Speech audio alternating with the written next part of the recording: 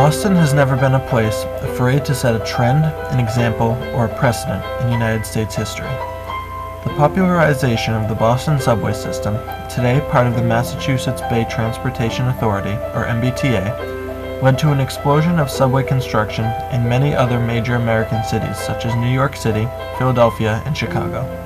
For the city itself, however, the impact was a lasting one, evolving constantly over the course of a century as technology and new public needs emerged. During the latter portion of the 19th century, Boston's population began to expand rapidly, flooding the streets with bustling crowds of hurrying pedestrians, horse-drawn carriages, and electric trolleys. Due to the confusion and traffic, Boston city officials were forced to appoint a committee to solve the city's steadily aggravating congestion.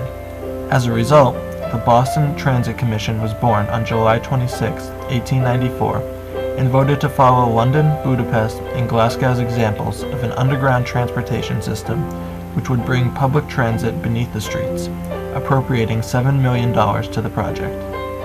The ambitious project would be an engineering marvel, pushing the limits of contemporary technology.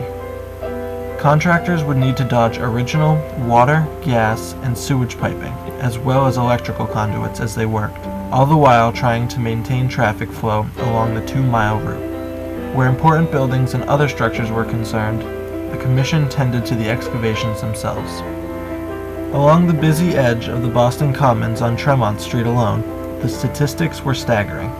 Remove about 50,000 cubic yards of earth, add 12,000 cubic yards of brick and concrete masonry, and set up nearly 500 tons of iron and steel framework.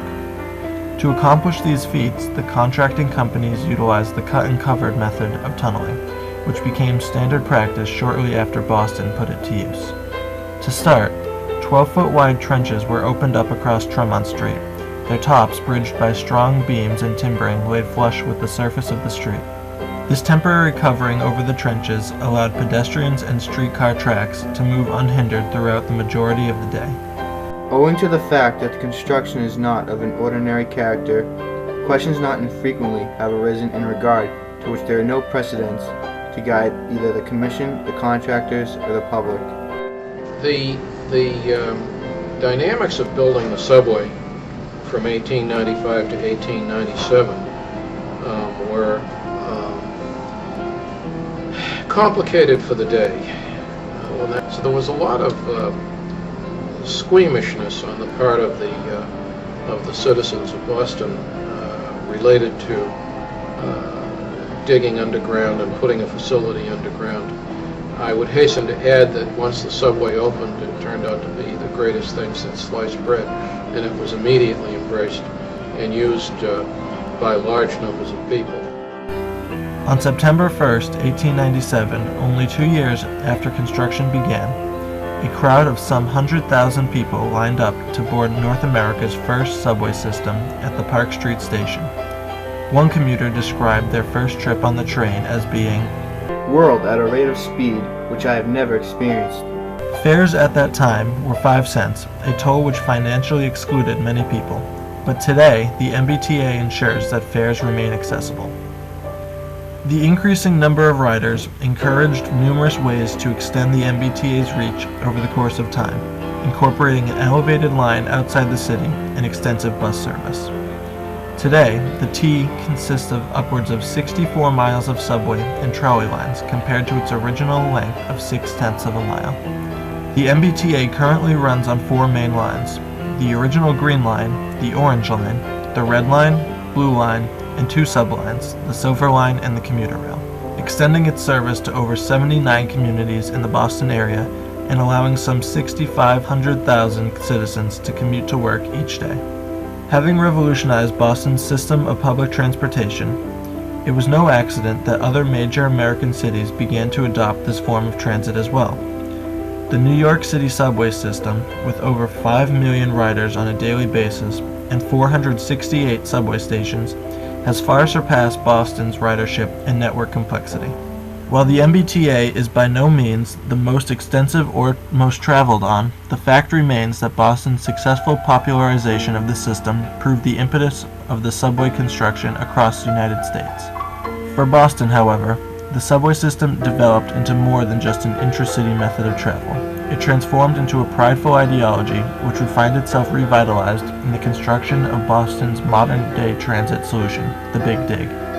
Reusing the principle of hiding unsightly transportation arteries underground, Boston once more opted for reserving the surface available for more recreational building projects and public spaces. Compelled once more by the strains of building traffic congestion, transport officials proposed the Big Dig in the 1980s. Construction was estimated to take 18 years to complete and cost nearly $11 billion. The city, I have always felt, has had a strong preference for underground construction. For example, in downtown Boston, you don't see any overhead power lines. Everything's in conduit underneath the street. The subways are another example. The Big Dig. In other cities, you have an elevated highway. We did too. But what did we do? We took it down and built the most costly underground facility ever constructed in the United States. And I have long felt that Bostonians would like to have the space above the street free and clear and viewable. If we have to build above the street, we try to make it beautiful. Much like the construction of the subway, the Big Dig had to be built within the chaos of a heavily traveled traffic epicenter.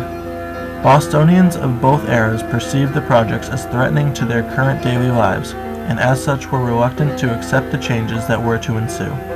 Once the changes had been made, however, citizens reveled in the new ease of travel and delighted in the surface space designated for the Rose Kennedy Greenway.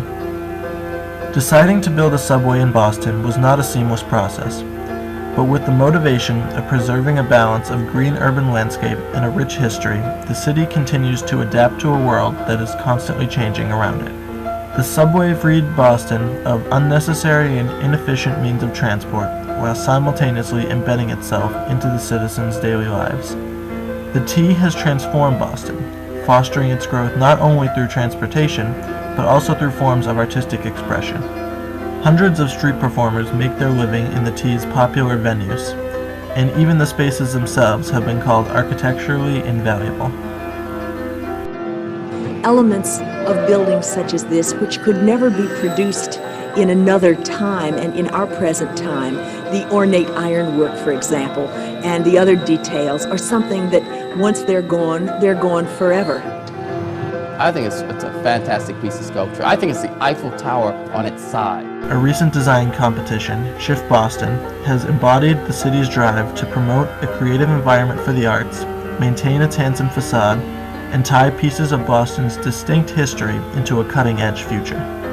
Two Boston architects did just that, winning first place in the competition for their proposal to turn one of the original abandoned tunnels into an underground theater and art gallery, which would showcase artwork and performances of up-and-coming artists, as well as expound upon the subway's profound effects on the city through an interactive transit museum.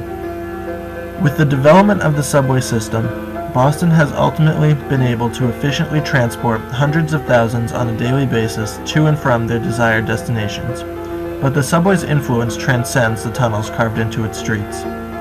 The impact has been ingrained into the mindset of residents of all ages in the Boston area.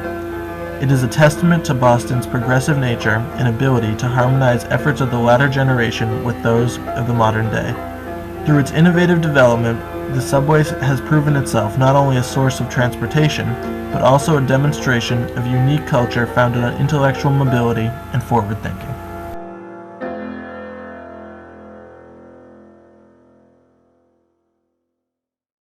But did he ever return? No, he never returned, and his fate is still unlearned.